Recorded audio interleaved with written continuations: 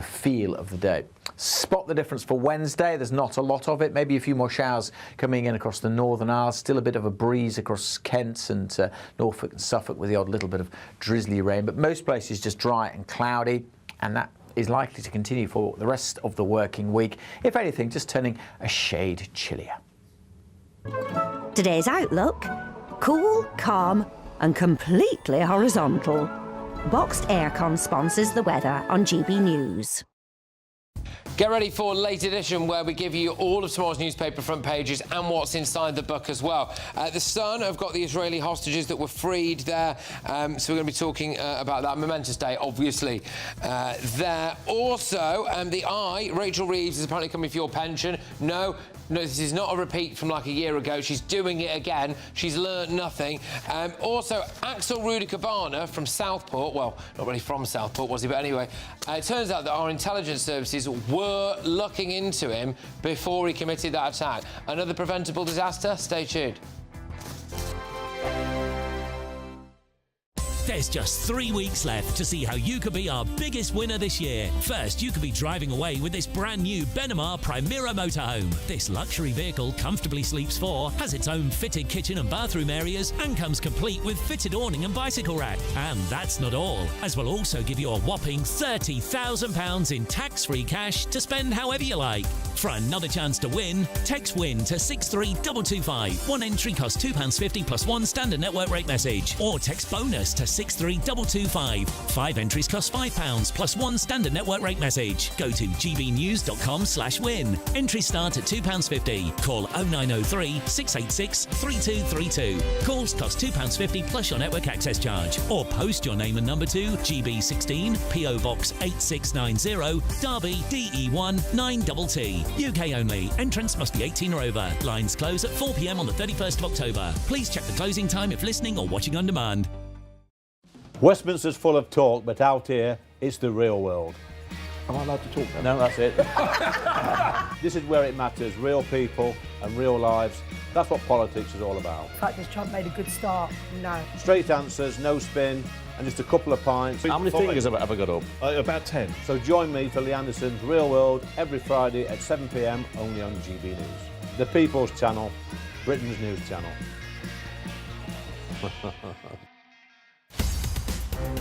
In the GB Newsroom, we bring you the news as it happens. With our team of dedicated journalists across the UK. We're ready to keep you up to date with what's happening every half an hour, every single day. Bulletins here on GB News. The People's Channel. Britain's news channel. Hi, I'm Michelle Dewberry, and my show is your opportunity to cut through all the noise and dive in headfirst to some robust debates. Ideas clash. Situation, isn't it? Because the failure is... You're deliberately avoiding my point. Nothing's held back. And if you think this is the end of it, wait for more. And we do not shy away from the difficult stuff. Sometimes I want to shake people and say, if only you understood. So join me on Jubes & Kerr weeknights at 6 p.m, only on GB News, Britain's news channel. 5 hosts, 5 opinions, 5 fearless debates, 5 unfiltered takes on the day's news. 5 reasons not to be anywhere else on Saturday night.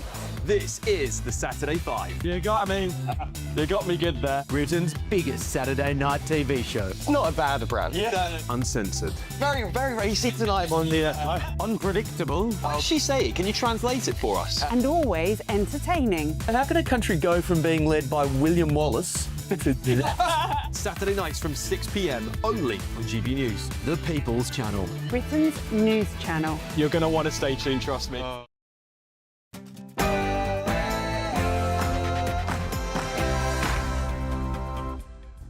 Welcome along to Patrick Christys tonight, Late Edition breaking right now.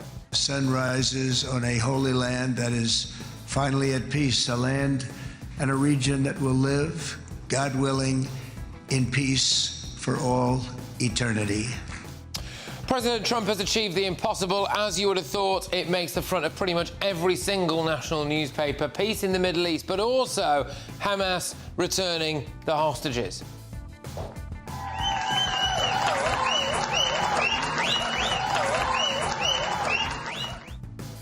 But of course, it wouldn't be a world event without Sir Keir Starmer making a complete fool of himself. Come here. Is everything going good? Very good. It's very nice of you here. These people all came in like 20-minute notice. Oh, it just doesn't get any better the more you watch it, does it? However, the front of the Daily Telegraph, President Trump wants to end 2 wars in a week, and it's our very own Bev Turner who got that scoop. We're going to hear from her very shortly. Gambling with World War III. You're gambling with World War III. That's right. That was one of the most entertaining exchanges that we've seen in the Oval Office. Well, there's going to be another one on Friday. GB News will be there. Feels as if this country, under this appalling Labour government, this wonderful country, is being slowly brought to its knees. Well, as Margaret Thatcher turns 100, everyone from Boris Johnson to Joan Collins has spoken in her honour. We've got the clips.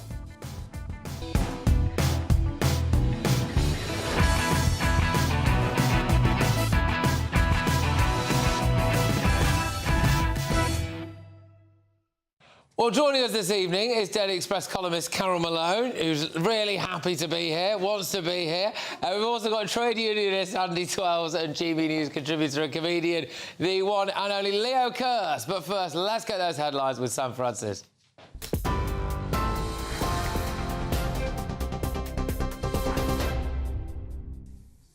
Very good evening to you. Just after 11 o'clock, the top story tonight. Donald Trump has declared the historic dawn of a new Middle East after signing his long-awaited Gaza peace deal today.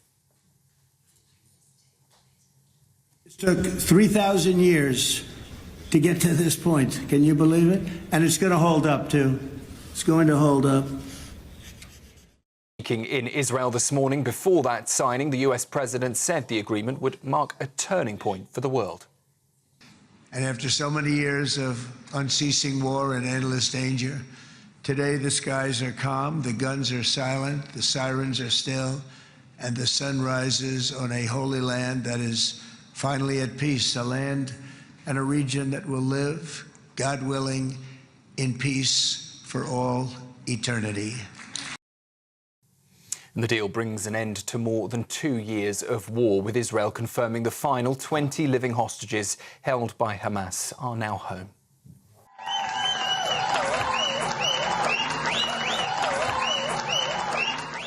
In exchange, almost 2,000 Palestinian prisoners have been released, but the agreement is already under strain. Hamas has handed over the coffins of just 4 dead hostages today, telling mediators it doesn't know the location of some other bodies.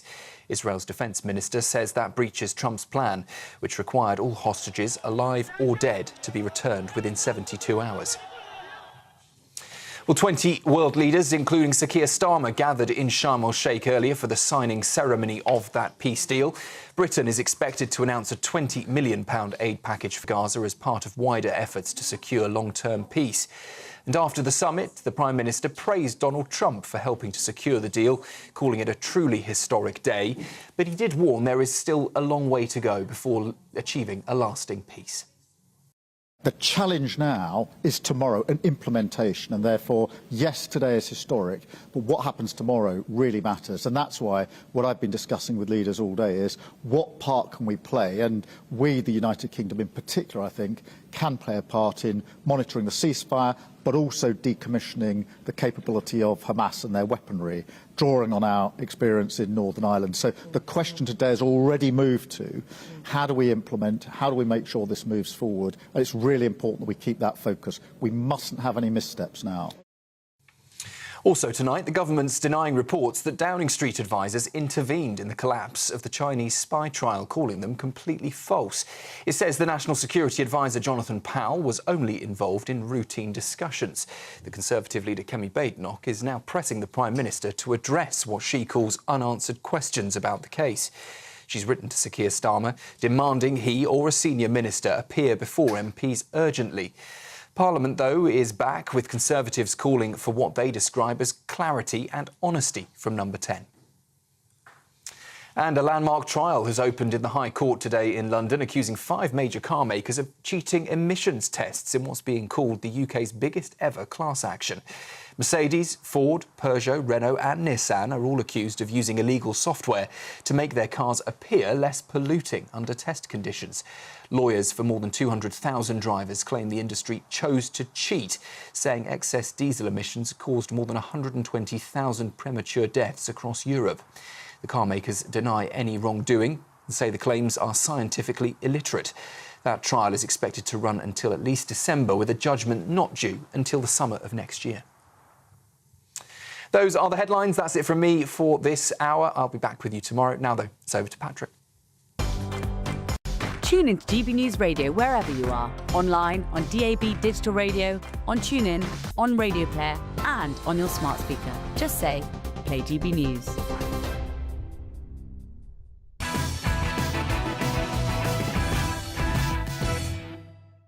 Welcome along to Late Edition. Let's get you Tuesday's newspaper front pages. The Daily Mail lead with Noah's hero is home. And it really is a remarkable story, that, which is that he actually managed to keep the fact that he was an Israeli Special Forces soldier secret from Hamas for 738 days. And yeah, just an unbelievable story of survival, I suppose, really. He's called Avinatan. And his partner is Noah, and they were snatched on the same day. Right, let's go to the Daily Telegraph. Trump, let's end the war in Ukraine. So he's done with Gaza. Now he wants to do Ukraine. There's also a story in the Daily Telegraph there about Boris Johnson saying, don't blame the Boris wave on me.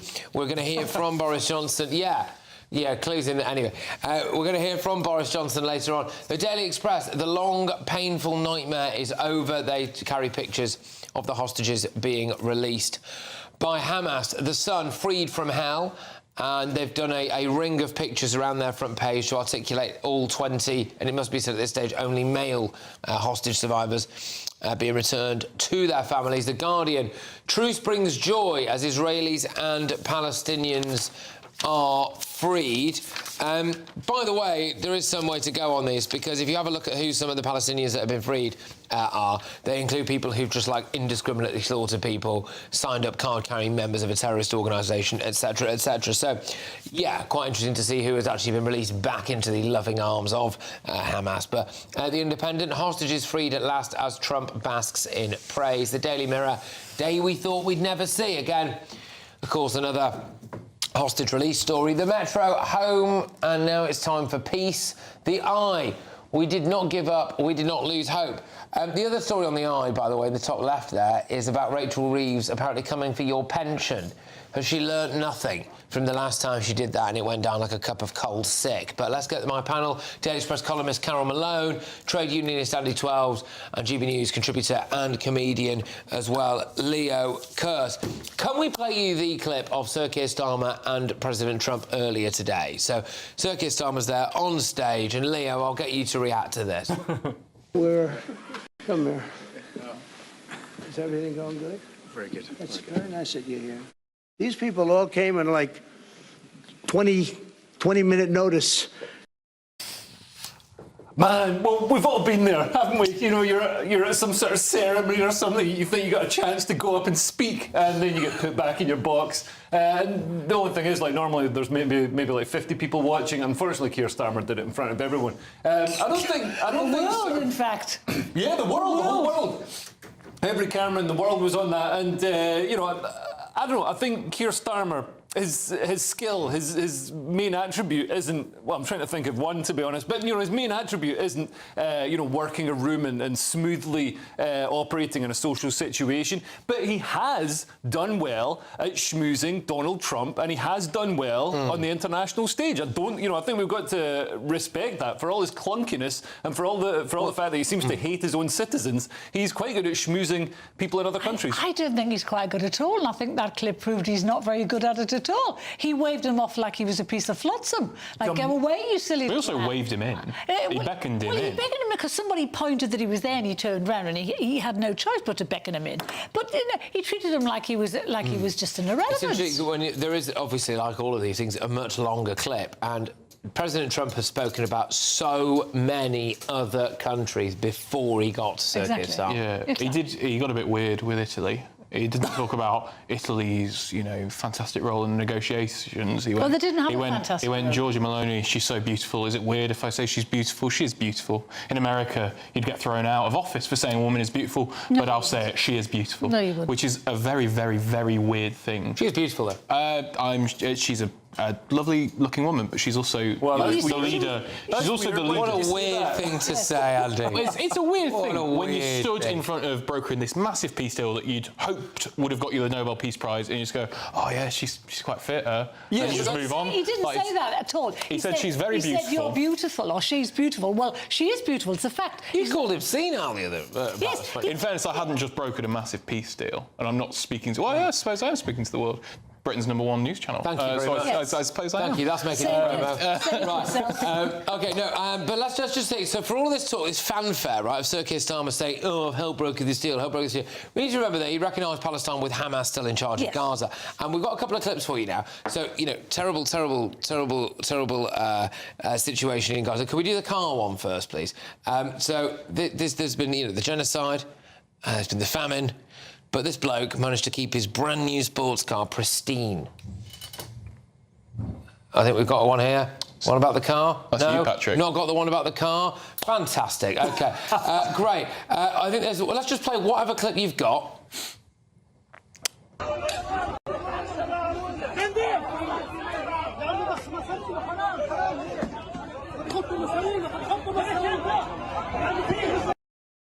Well, that was Hamas some time ago running a re-education camp. Are you sure? Was that the Green Party conference in 2027? I mean, it's kind of hard to tell. Yeah. You know what? There's a very serious point here, because a couple of weeks ago we saw lots of film on Twitter of Hamas executing people in the streets because they hadn't paid the tax from the aid, the humanitarian aid, to Hamas. And so they shot them in the street for that. And they're clearly going to kill people there. So this is the kind of people that Keir Starmer recognised. Well, no, he couple of weeks ago. He didn't. Yes, he did. He explicitly excluded them from... Oh, and how does he do that? With words? You can't exclude people who are ruling the country. He's not going to do anything about getting rid of them. We've just got to hope that they're going to be out of the way. But he did. By recognising Palestine, he rewarded Hamas. No, he and didn't. Yes, he did. And he emboldened them to carry on. He justified what they had done by recognising Palestine. He didn't even remotely, because he completely excluded them. He put the power with the Palestinians... Tell me how he excludes them. Because he baked in terms that they'll never be able to rule the Palestine state. But they are. They're still doing it. They're killing people tonight. Have we got any more clips? Can we play any more clips from what Gaza's like now? Here we go. Let's have a look. المؤبدات بالتفصيل الأسرى المحكومين بين 10 أعوام و20 عام 131 الأسرى المحكومين بين واحد. Just for the sake of clarity, that is Hamas with their uniforms back on, some pretty new cars there, armed to the teeth, driving back through Gaza. Yeah, they're evil terrorists. Yeah, but I don't understand what the disagreement is. They're still is. there. They're still there. That's the point he's making. Well, yeah, and you just said they're not supposed to be there. They're supposed to be. Well, they're not going to be in charge of the new Palestinian state. Aren't they? They just are. Well, they're not, because there's going to be a transition plan. That's the whole point of the deal. That's the whole point of Trump's deal. But let's think about this. The whole point of the deal, fine. So loads of people have now moved back into what is admittedly the rubble of that part of Gaza where everyone was excluded from. So they're there now, right? So not everyone has been there. Right. So there's civilians. There's tens of thousands of refugees. A lot of the Gazan civilians are back there now. What does Hamas do? It uses them as human shields, doesn't it? So they've moved them back in, embedded Hamas with them. They've got their 1,000 or so prisoners back. Do you honestly see that Hamas? I mean, there is another clip here, by the way, just to show, just in case you might have been to some of these marches on a Saturday and thought, gosh, tell you what, actually, it's shocking, it's awful. Have a look at this.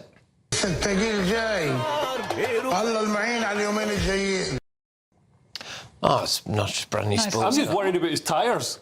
I mean, that doesn't look like a good place to drive a brand new sports car through. He is going to chip an alloy in Gaza. And I mean, I know a lot of people have been saying, oh, so many of the buildings have been knocked down. It's such a terrible thing in Gaza. But I mean, life is a bit better for the gay people who are there now, because there's not so many rooftops to throw them off. It's an interesting point. 66% civilian death rate. 40,000 innocent And civilians that's mainly killed. because Hamas used Well, no, it's because Palestinians as human shields when why were they? the bombs were coming. Why did the IDF shoot kids getting aid?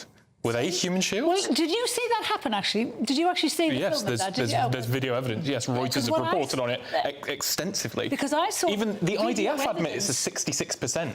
I saw a video. 66% is, I mean, it's a war. I mean, what do you want, a war? A war where magically there's no collateral damage whatsoever. 40,000 maybe, I don't know, maybe civilian the deaths. Palestinians shouldn't have elected Hamas. Maybe they didn't Hamas elect Hamas. shouldn't, they did elect Hamas. Maybe Hamas shouldn't have invaded Israel. I mean, the history of the Middle East seems to be the Palestinians starting wars and then crying when they lose. So because we elected Tony Blair in 1997, we should go, oh, well, no, we should just get killed now. No, everybody who voted for Tony Blair, including myself, should be publicly flogged for not having the foresight to see how he would destroy this country. Hamas got elected 20 years ago as the political wing. And they've been an evil terrorist group, completely dominating Gaza since. Were they nice, cuddly? No, like I mean, no, you can't blame children.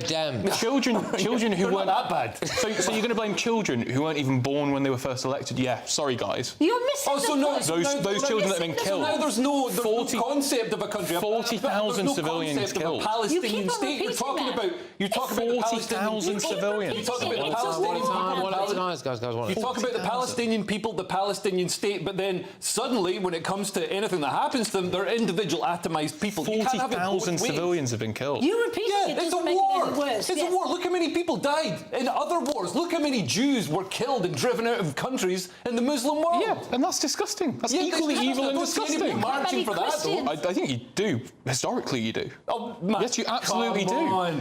Come on. When the IDF are admitting that they've only got about 20,000 terrorist fighters, but they've admitted that they've killed 40,000 civilians. Zara Sultana and Jeremy Corbyn. What's Zara Sultana and Jeremy Corbyn got to do with 40,000 dead civilians? What are they going to do with Palestine? Because they're leading all the marches. What's that got to do with 40,000 dead civilians? When have they ever marched You're not listening. for the Jews who've been expelled and genocided from Muslim countries? That's why Israel has to exist, because Jews get genocided and expelled from other countries, and as Europe becomes more Islamist, they're starting to get killed and expelled from Europe as well. And just on that note, let's reintroduce the front page of The Sun, because there's freed from hell, 20 Israeli hostages home at last. Their stories that are going to emerge, Carol, in the coming days are going to be absolutely devastating. They're going to be devastating. I mean, and all of these people who are alive and smiling here will have hellish problems for the rest of their lives. 747 days in captivity, underground, having God knows what happens to them. They are never going to live normal lives again, even though they're alive, and thank God they are.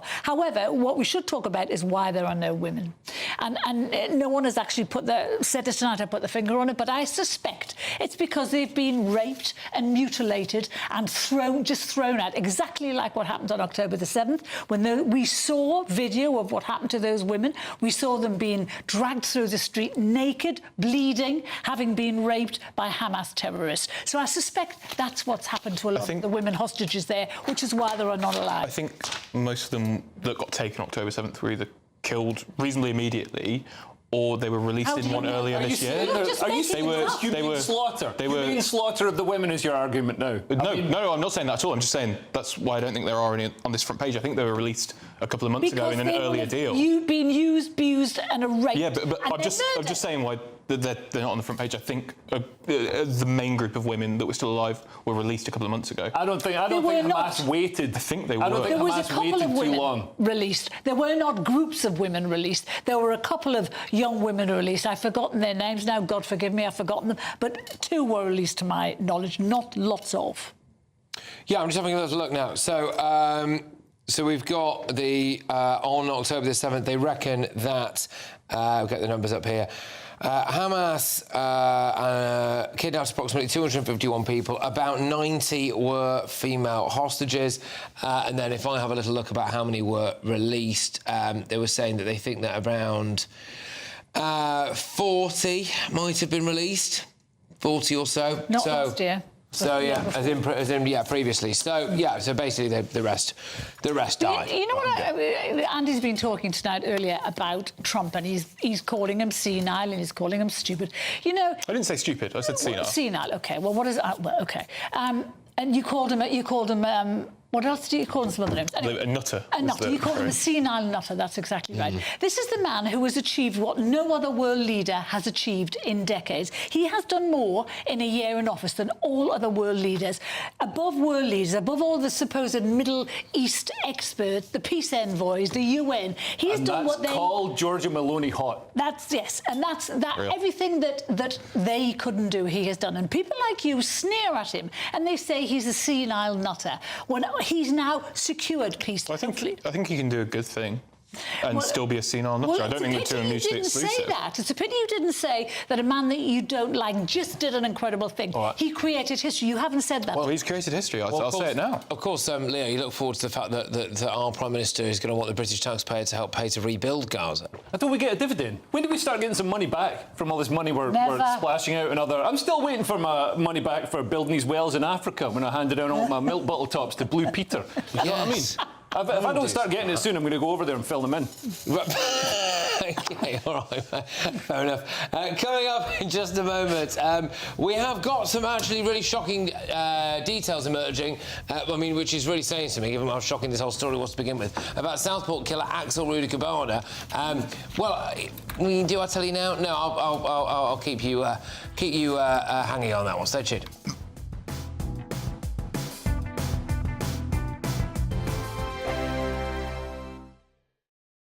Westminster's full of talk, but out here, it's the real world. Am I allowed to talk now? No, that's it. This is where it matters. Real people and real lives. That's what politics is all about. In fact, this Trump made a good start. No. Straight answers, no spin, and just a couple of pints. How many fingers have I ever got up? About 10. So join me for Lee Anderson's Real World every Friday at 7 p.m, only on GB News. The People's Channel, Britain's news channel.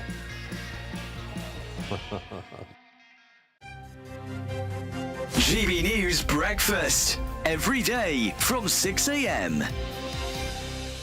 Liz Mitchell, MBE, gracing us with her presence on the sofa this morning. Liz, so good to have you with us. I am happy to be here. You have the most incredible voice, the voice of a generation, the whole disco era. It is down to you.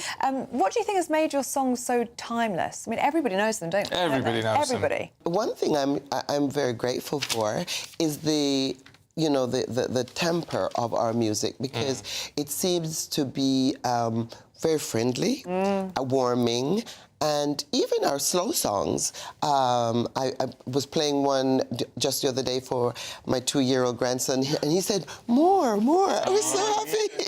I'm with him on that. There's a real sense with your music, though, that it is uplifting. Yes. And you feel happy listening to it. I mean, despite whatever it is you're singing about, almost, it's just there's a joy to it. Yes, and that is really a gift, I think, that most artists would want to have, is that when they make their music that is lasting and that is bringing happiness to people. Because for me, that's the whole point of singing. You know, you should be able to make the people you're entertaining feel happy, hear something good, forget the pain for a moment and just want to dance and just feel good. And Boney M music is all over TikTok, isn't it? It's being remixed all the time.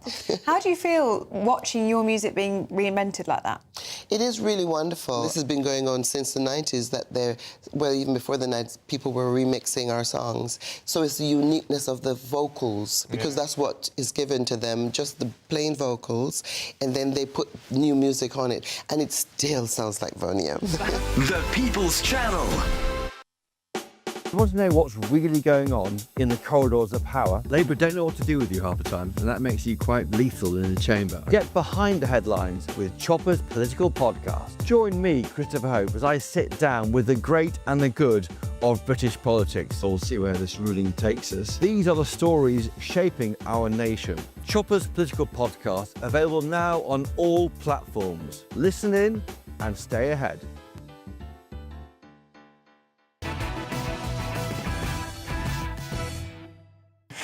Welcome back. So, all of the front pages are about one story, and it's this. Mr. President, you, more than any other individual, are deserving of the highest recognition for your efforts in promoting peace. Therefore, I hereby announce that together with our good friend, Speaker of the House, Mike Johnson, we will rally speakers and presidents of parliaments from around the world to submit your candidacy for the Nobel Prize, Peace Prize next year. There is no one more deserving than you, President Trump. No one. Right, well, that's pretty clear, isn't it? Now, Trump didn't win it, but some random Venezuelan woman. Yes, I'll tell you who it was. She's called Maria Corina Machado, and she's a Venezuelan politician, opposition politician that no one's ever heard of. She got it because she's quite supposedly a champion of peace. Hard when no one's ever heard of you to be a champion of peace. Anyway, what she has now done, because she's got such stick for getting it, she's now dedicated... To be honest, it's not her fault. But it is the Nobel Peace Prize Committee's fault, because they knew on Friday that a peace deal was close, and they announced on Friday that she had won it. They could have held off for a couple of days, or perhaps this year they could have given two, because this guy, Trump, whether you love him or whether you hate him, he's made history with this deal. He has not just ended this war, he has ended 7 other conflicts that could have spiralled into wars without his intervention. So if anyone deserves the Peace Prize, it should be him.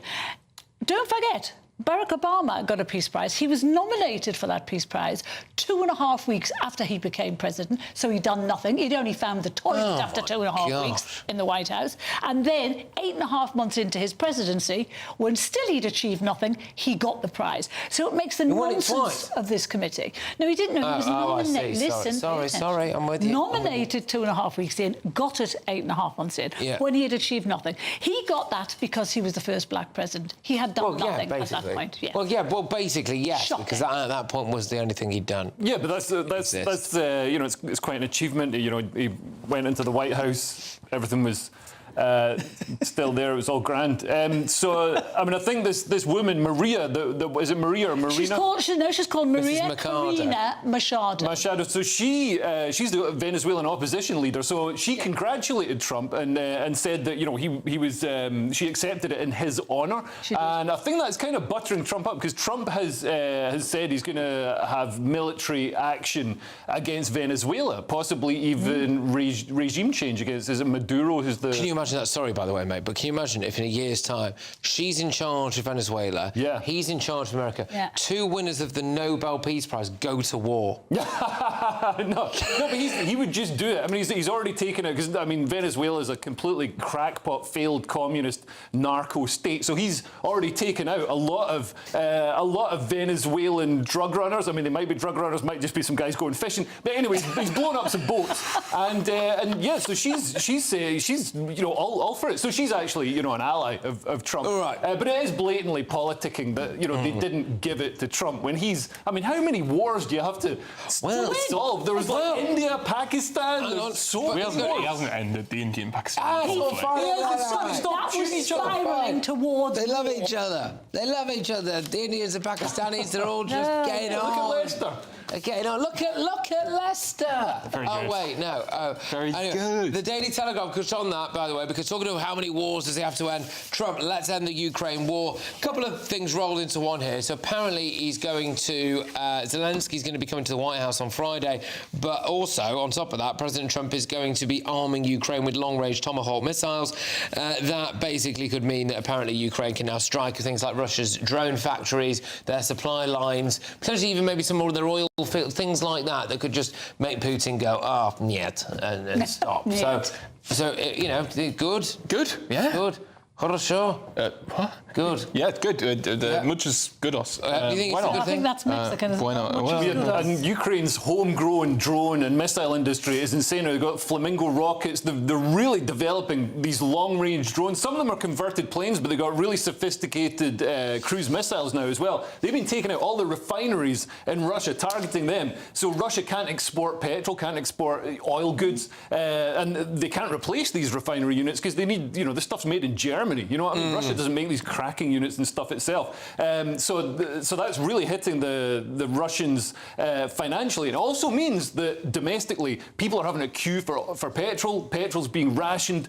So it's really hurting Russians who, you know, up until now have sort of escaped, you know, really haven't noticed the war too much. They haven't had too much of an impact. So Putin's putting everything into these sort of mad last pushes for Kupiansk and Pokrovsk. Hope I got the pronunciation right. And, and yeah, I think this could well be the actual end of the war. I know it's been said before. I mean, these Tomahawk weapons can go at least 2,000 miles into Russian territory, which is unheard of in the past. You know, before. No, Ukraine has got homegrown drones and missiles. It's got reusable drones that could fly to Birmingham in the UK and return, drop a payload, and then fly back. So, you know, sponsor Ukraine is at the edge of the Bing crisis, wasn't it? I read about this with the drones. They've got these wired drones that they can go for miles and miles and miles, and then obviously when they hit their target, the wires just sit. So now you've got all these kind of wire cobwebs across fields. It's nuts when you see the pictures. Who's paying for this? Are they getting those from America? So they're making them themselves, and you know they're getting the funding from the EU. They're getting it from frozen Russian assets. There's about $200 billion of frozen Russian assets that they can't use the assets themselves, but they can use the interest of the assets. And they're looking at because that'll have to be used for reparations. Can I just one on the future here, right? So because let's say that President Trump does this, you know what's going to happen? Sir Keir Starmer's going to come out and say Britain will play a leading role in the securing of the peace in Ukraine. So we're going to end up with British taxpayers' money being spent on rebuilding Gaza and Britain's military patrolling the Ukrainian-Russian border. Meanwhile, over here, as we're going to talk about very shortly, your taxes are going to go up, pensioners are being clobbered, like our borders are just open. We're securing Ukraine's border, we're not securing our own. But you know, Starmer's promising all of this stuff. I don't think he's going to do any of it. I don't think he's going to give loads of our money over, because frankly, we talked about it earlier. He'll just find it. $3 trillion in debt. He won't just find it. He will. What he might do is let Gazan refugees in here, because that's easy for him. He doesn't have to pay for that. We do. We pay for that here. That's easy for him. I think it'll be interesting to see that kind of. Obviously, you know, with Crimea, that was, 2015. That's still rattling on. This is a decades-long issue. It'll be interesting because, obviously, Nigel Farage proclaimed he was going to be the next Prime Minister today in a fireside chat. I think it probably is. It'll be interesting to see if Prime Minister Farage happens in 2029, what will happen. You know, the former Reform UK Welsh leader has just been sentenced for taking bribes from Russia. Farage has previously said that he admires Putin more than any other world leader. Yeah, I would be genuine. That was like over a decade ago. To be fair, that was just after he'd annexed Crimea, which was pretty badly. And how much oil and gas was Europe and Britain buying from Putin then and now? We're still buying. What's the excuse for the bribery charges that Nathan Gill, a close personal friend of Nigel Farage, long-term colleague, long-term advisor, former leader of Reform UK and Wales, what's the excuse for that? Is it because we buy loads of oil? I don't think there is an excuse for that, but that's not a recent thing. That's several years ago, and I think. But he's just been done for it. He's been done for it 2 weeks ago, and then Farage spent 2 weeks pretending he didn't know him, and then after there were hundreds of photos of them together, went actually I did know him. I'm shocked. I don't think they were. How far does the Rock go? How far does the Rock go? So what you're going to judge? Why don't we judge Labour by Claudia Webb? Why don't we judge Labour by any of the many people who've been? In fairness, Claudia Webb thrown out the Labour Party. Nathan Gill's still a member of Reform UK? What about Louise Haig, who was fired for what? For fraud? What for nicking phones? Yeah, didn't they sack him? Also, dare I say there is of course an ongoing situation involving China that is ripping through the Labour Party. Those two spies, they were hired by Tory MPs, weren't they? Okay, They weren't hired by Labour MPs. Well, no, but however, Jonathan Powell appears to be very close with a network very close to Beijing. Anyway, coming up in just a moment. Gambling with World War III. You're gambling with World War III. Yes, OK, so Bev Turner will be revealing that breaking news story that she came up with, but also we've got Axel Rudiker-Barner. No, not as a guest, he's still in prison, but it turns out that there is another shocking detail about him, and we'll reveal all very shortly. Stay tuned.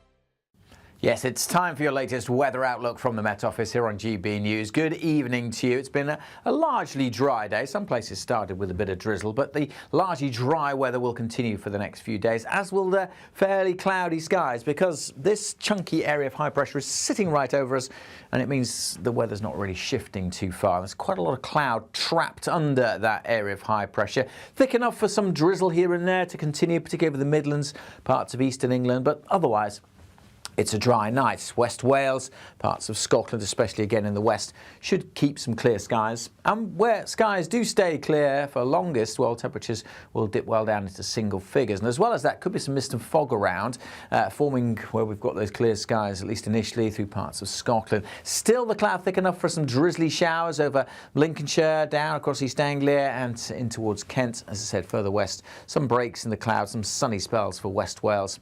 And a bit like today, much of Scotland should see some sunshine during Tuesday. Could be a bit foggy to start with, and parts of the northeast, particularly close to the coast, may stay a little grey throughout. It may take a while for the mist and fog to clear, but it should be disappearing through the morning to reveal some sunny spells through central, western Scotland. Wales and southwest England, some breaks in the cloud likely here, but it's going to stay fairly grey, I suspect, over the Midlands and much of eastern England, and still at times just a bit of drizzle falling out of that thick cloud. Temperature-wise, well, about average for the time of year, maybe only 11 or 12 across parts of Scotland, but some sunshine does make a big difference to the feel of the day. Spot the difference for Wednesday. There's not a lot of it, maybe a few more showers coming in across the Northern Isles, still a bit of a breeze across Kent and Norfolk and Suffolk with the odd little bit of drizzly rain, but most places just dry and cloudy, and that is likely to continue for the rest of the working week. If anything, just turning a shade chillier. Decisions made in Washington aren't just shaping America, they're shaping Britain too. From migration to global security, from crime to health. Whatever happens in the White House today will be felt in your town or city tomorrow. That's why The Late Show is live from Washington, DC. Cutting through the politics to show you what it all means for Britain. The Late Show live every night at midnight. Only on GB News, Britain's news channel.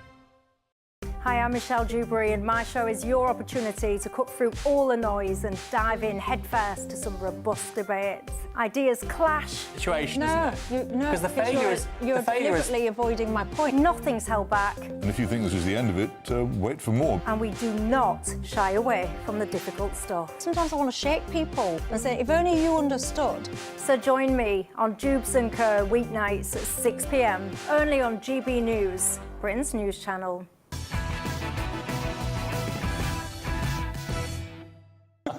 Welcome back to Late Edition. Look, very shortly, we've got the big story about Axel Rudy Cabana, the Southport killer, coming your way. But before that, we want to go to Bev Turner, who's live for us in Washington, D.C. Bev, your story has made it onto the front of the Daily Telegraph. What else have you got for us? Thank you, Patrick. It's one of the benefits of being here and being quite gossipy. You can find things out, of course.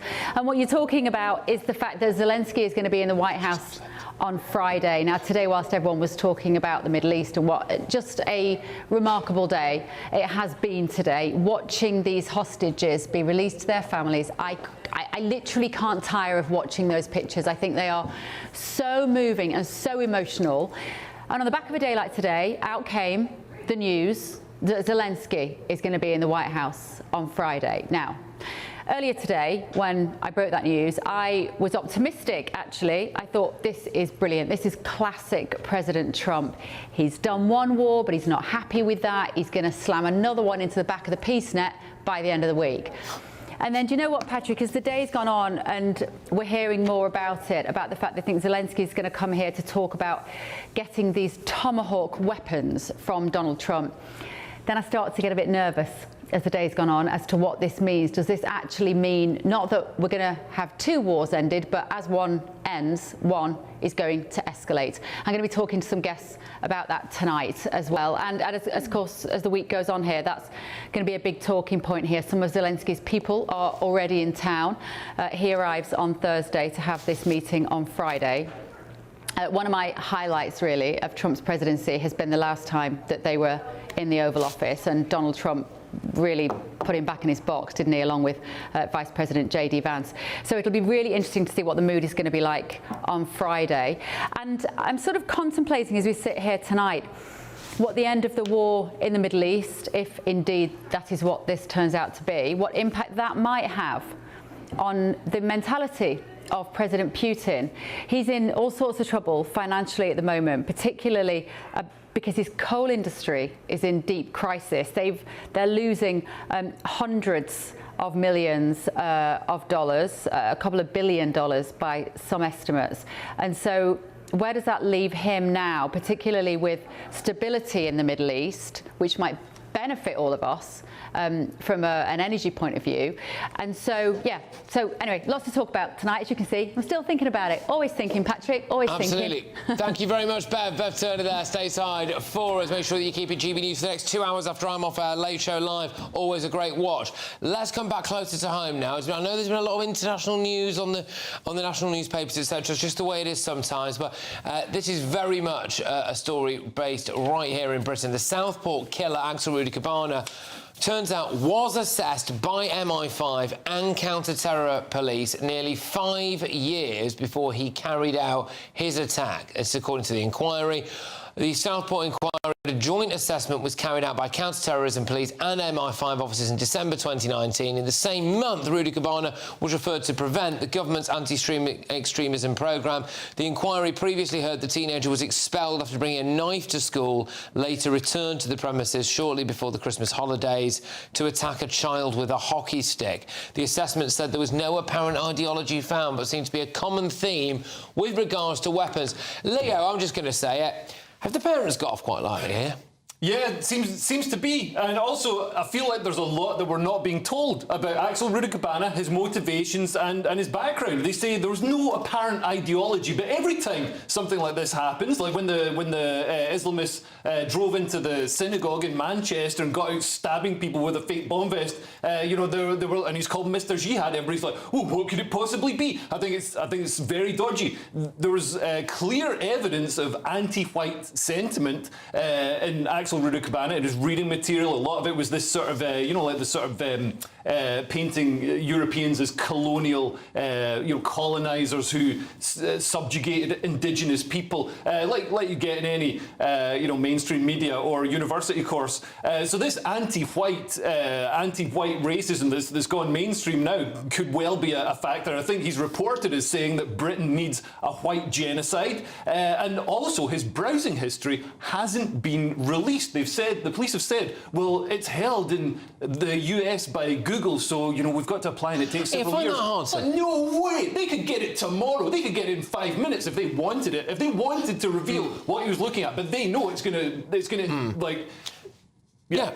Yeah, well, fair enough. No, sorry, I'm not trying to cut you off. I just want to bring Carol in, really, and then Andy. But I mean, yeah, I'm in this. So, again, it looks to me like however many times he was caught with a knife and then trying to get into school and then attacked a kid with a hockey stick and all of this stuff. I think you would have thought the parents would be keeping a close eye on him, but actually he was able to make rice in his bedroom. Like I couldn't have had a cigarette out my window without my mum. I can't even make rice. It's true, and you know the fact that he was referred to Prevent, I mean, an organisation which has not been fit for purpose for years. That organisation should be scrapped and started again. I do feel a bit sorry for MI5 because there is not enough of them to assess the threats that exist and live and operate in this country. So, you know... we could help them out by stop letting so many people in who are obviously terrorists. Of course, but they're not the people letting them in. They're the people who are having to assess them once they're in, and there's not enough of them to do that. But, you know, remember what happened when these horrific murders took place. This government tried to hide his religion. They tried to hide where he was from.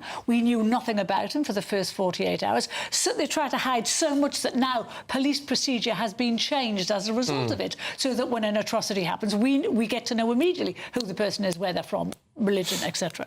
Andy, I mean, I suppose, yeah. I mean, it's in a way, it's telling us what we knew. But I mean, the new line is that basically counter-terrorism police and Prevent, in some way, did know about this guy beforehand. Yeah. So I think whenever a student is expelled from a school with a weapon involved, they get involved.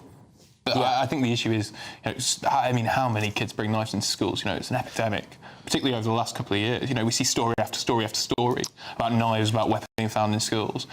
Probably 95% of them aren't terrorists. Yeah. Do you know what I mean? They're just wrong-uns. For me, it doesn't. Look, I don't want to end up getting sued by his parents or anything like that. I think they'd be on a sticky wicket there. But you know, I'm sorry, but that has to do. You know, if your kid's weird. Yeah. You know if your kid's seriously weird. And also, what was the nature of you know, how did they move from Rwanda, which recently experienced a genocide, to the UK? And does that genocide have any bearing on Axel Rudabcabana and his thoughts and his value system. Did they come here as asylum seekers 20 years ago?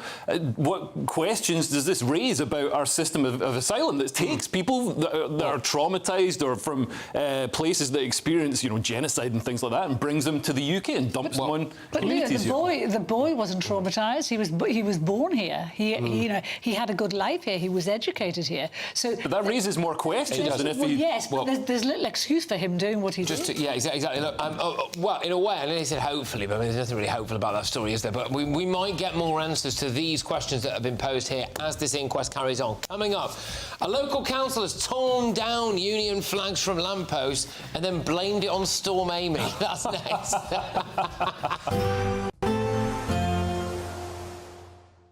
I forecast a perfect holiday in the sun. Weather looking good then? For sure, and no worries about our travel insurance. All Clear Travel Insurance sponsors GB News Travel Destinations Forecast. If you're off to the central Mediterranean in the next few days, then do prepare for some heavy showers and potentially some thunderstorms, which could bring some flooding in places. Relatively fine for the next few days, though, for Canary Islands, although there will be some rain from Madeira by the middle part of the week. Mostly dry across Iberia, but the Balearic Islands, Sardinia, parts of Corsica and Sicily will see some heavy showers and thunderstorms. And whilst there'll be 1 or 2 showers for the eastern Med as well, most places here dry and sunny, but an increasing chance of showers later in the week. All Clear Travel Insurance sponsors GB News Travel Destinations Forecast.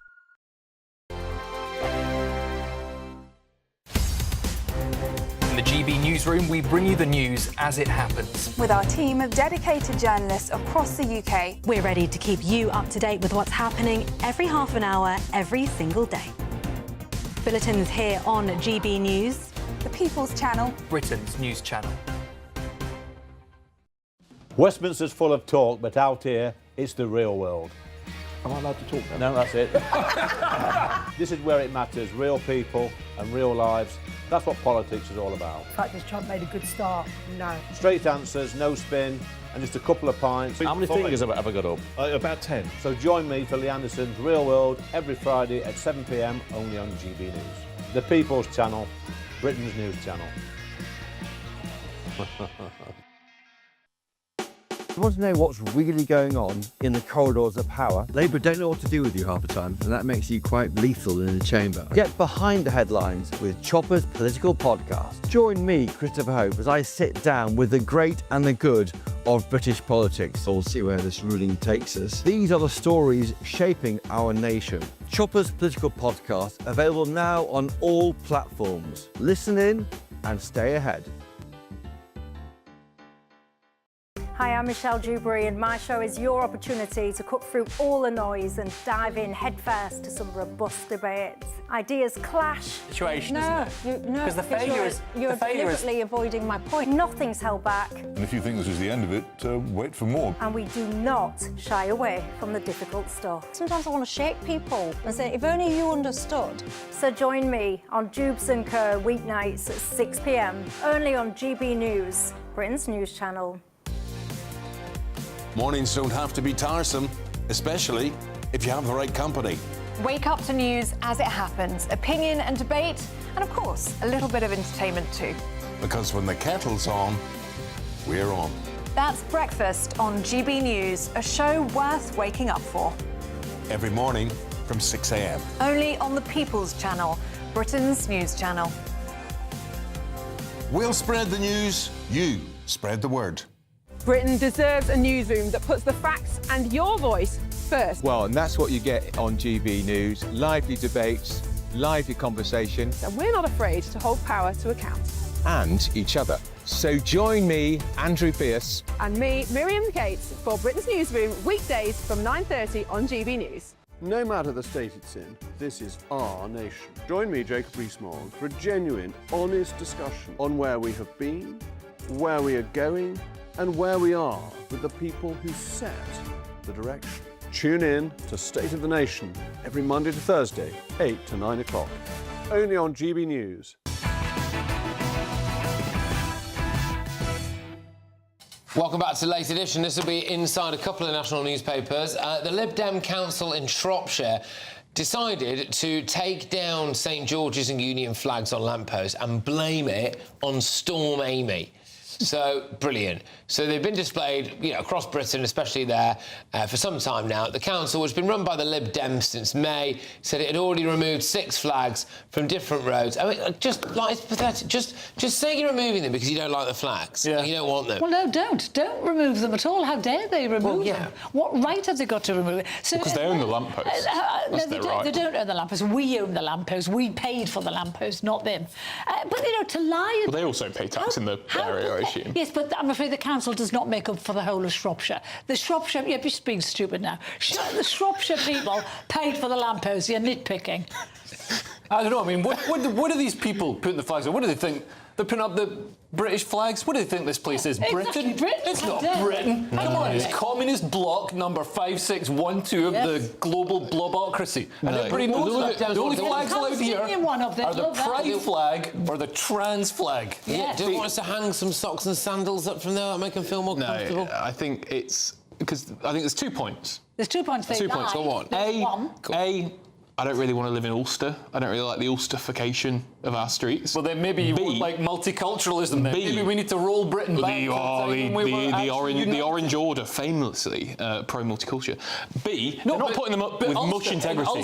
They're not putting them up with any integrity at all. What do you mean? What do you mean integrity? They'll blow down as soon as the wind goes. Listen, that's the issue. Because they're structural integrity. Yeah, I'm not questioning the integrity of the people hanging the flags. The structural integrity of those flags, they've got them off cheap off the internet. They're going to fall if they get a bit of wind.